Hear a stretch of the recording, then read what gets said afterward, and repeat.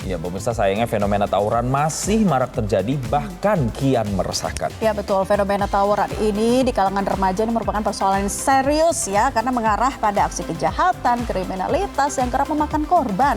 Lalu gimana sih mewujudkan generasi muda yang bebas tawuran alias anti tawuran? Kita akan membahasnya bersama pengamat sosial Devi Rahmawati. Selamat siang Mbak Devi.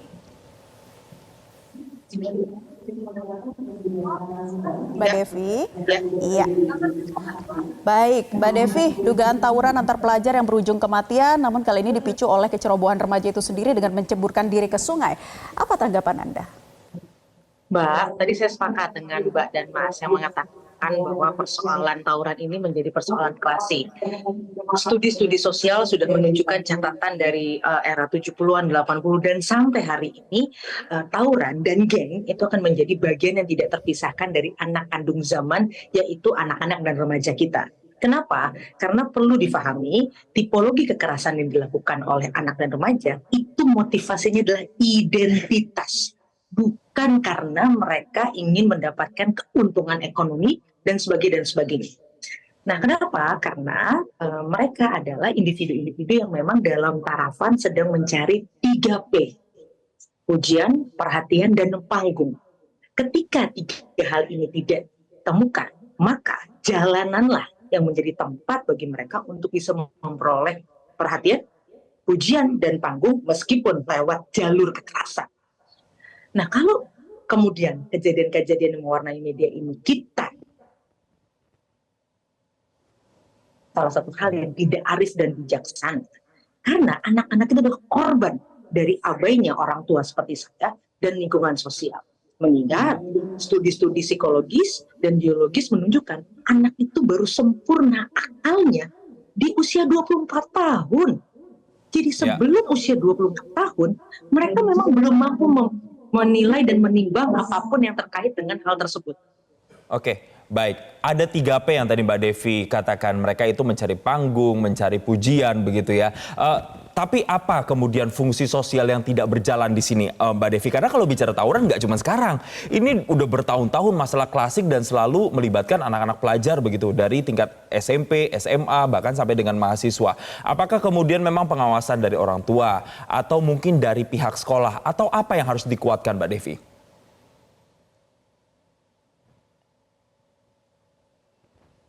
Baik, Mbak Devi masih terdengar bersama kami?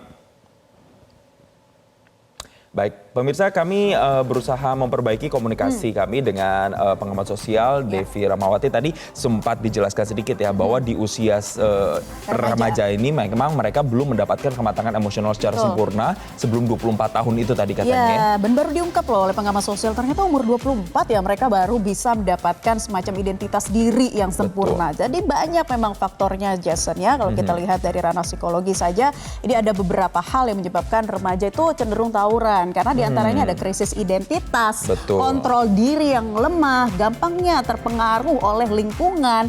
Jadi inilah pentingnya peran orang tua. Tapi apakah cukup hanya orang tua saja? Bagaimana dengan lingkungan pendidikan, lingkungan sosial? Apa edukasi dan juga support system yang dibutuhkan oleh remaja ini? Gitu loh. Di orang-orang terdekat ini sebenarnya pengawasannya harusnya seperti apa begitu ya, Naila. Tapi selain permasalahan itu, ternyata tadi Mbak Devi juga mengungkapkan bahwa motif mereka melakukan tawuran ini, betul kata Naila tadi, untuk mencari identitas. Mereka ini masih di masa-masa krisis identitas, tapi dikonfirmasi bahwa tidak ada motif ekonomi biasanya ya terkait dengan aksi tawuran yang dilakukan remaja ini. Kalau misalnya kita ngomong soal motif ekonomi, ternyata aksi tawuran ini juga dipicu oleh siaran live. Ini ada dugaan di media siaran sosial live ya? di media sosial gitu loh, yang dilakukan oleh komunitas remaja di media sosial. Mungkin para pelaku tawurannya tidak terpicu ekonomi, tapi bagaimana dengan pemegang akun media sosial ini? Untuk apa sih mereka menyebarkan semacam sirine begitu ya untuk memperkuat aksi tawuran itu? Nah, ini jadi fenomena baru ya, baik di Instagram, di TikTok, ternyata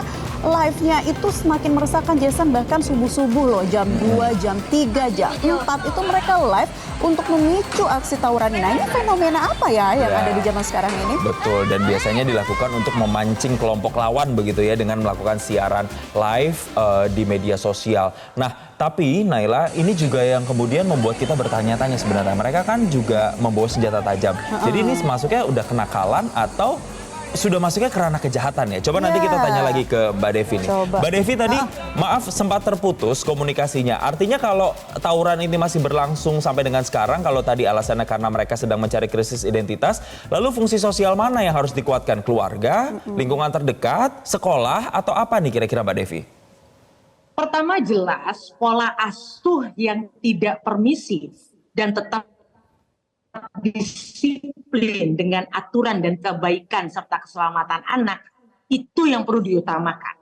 Karena ada kecenderungan di era digital ini, ibaratnya kita mengendarai mobil, orang tua itu bahkan menyerahkan setir, gas, rem, dan kopling kepada anak. Padahal tadi sebelum 24 tahun mereka tidak paham, mereka tidak boleh dan rem. Mereka kalau ibaratnya naik mobil harus di belakang. Orang tua lah yang menyetir kehidupan mereka. Pertanyaannya, bagaimana kita tega menyalahkan anak-anak ini melakukan aksi kekerasan kalau mereka bisa memiliki motor tanpa SIM? Siapa yang memberikan motornya? Apakah negara yang salah? Yang kedua, siapa yang memberikan handphone belum pada waktunya atau tanpa pengawasan kalau bukan keluarga? Ingat, negara tidak mungkin mencampuri setiap handphone yang ada di Republik ini karena ideologi politik kita bukan ideologi di mana negara mengatur semuanya. Ideologi kita demokratis. Bahkan di negara ini kan menarik. Jumlah penduduk 270 juta tapi jumlah gawai 353 juta. Banyakkan gawai di negeri ini daripada manusianya. Tapi apakah lantas itu bermanfaat? Pertanyaannya ada di keluarga. Yang kedua, lingkungan sosial. Termasuk saya misalnya, kita seringkali abai karena kita merasa bahwa oh itu bukan anak saya nggak enak kalau mencampuri. Di sekolah, pengalaman saya sekolah studi di luar yang menarik adalah bagaimana setiap anak yang lahir dengan bakat dan keunikannya itu betul-betul dihargai di luar. Artinya apa?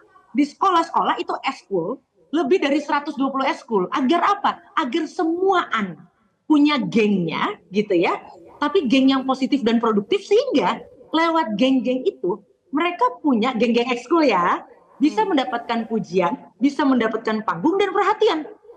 Ekskul game misalnya, game aja macam-macam tuh kalau pengalaman saya dulu tuh ada game board lah, ada PS sendiri apa. Jadi mereka kumpul dengan geng yang positif, produktif sesuai bakat minat mereka dan mereka happy. Dan sekolah memfasilitasi itu. Kalau kita kan lihat yang dapat penghargaan itu hanya anak-anak yang juara olimpiade matematika atau fisika. Di luar itu, apa kita menghormati anak-anak kita? Tidak akan pernah ada pujian yang mampir pada anak yang misalnya dia senang menggambar. Sekarang mungkin menggambar masih oke, ada yang menghargai. Tapi dia senangnya main game. Itu yang ada kemudian dianggap nakal gitu misalnya. Atau hal-hal lain, hobi-hobi lain. Nah, jadi ini perlu kerjasama yang serius antara rumah dengan pola asuh yang tetap disiplin, gitu ya.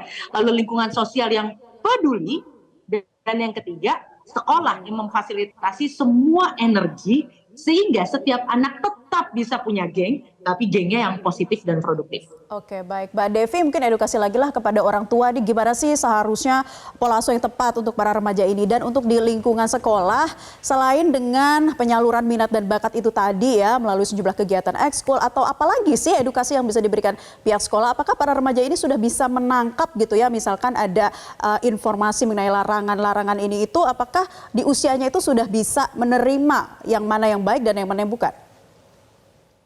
Larangan ini hati-hati Mbak. Kalau anak dari umur 0 tahun sampai kemudian 12 tahun biasa bebas tiba-tiba dikekang, insya Allah nggak akan mungkin mendisiplinkan mereka. Disiplin itu harus dari umur 0 tahun. Sederhana, kenapa anak-anak sekarang aksi kekerasannya semakin brutal? Bahkan punten, mohon maaf misalnya memperkosa anak kecil, lalu dengan hewan. Idenya dari mana? Ya dari gawai. Yang memberikan gawai siapa? Bahkan di Indonesia, anak belum lahir saja sudah punya akun media sosial. Padahal persyaratan untuk bisa punya akun media sosial yang benar, yang sah adalah minimal 13 tahun. Tapi apa yang terjadi? Artinya apa? Ketika orang tua sendiri tidak bisa mengelola dirinya, yang terjadi adalah anak yang menjadi korban. Mereka tumbuh kembang besar bukan di bawah asuhan orang tua, tapi di bawah asuhan media sosial. Baik. Yang bisa jadi dan memang sebagian besar itu adalah konten-konten yang berbahaya, pornografi, kekerasan dan sebagainya. Pola asuh orang tua di rumah ini yang kemudian bisa menjadi akar untuk bisa membentengi anak-anak remaja agar kemudian tidak overwhelm atau tidak kemudian dibawa pengaruh konten media sosial yang belakangan liar dapat diakses oleh masyarakat. Terima kasih Mbak Devi Rahmawati, pengamat sosial telah bergabung bersama kami di Newsline dan selamat kembali melanjutkan aktivitas. Jelajahi cara baru mendapatkan informasi. Download Metro TV Extend sekarang.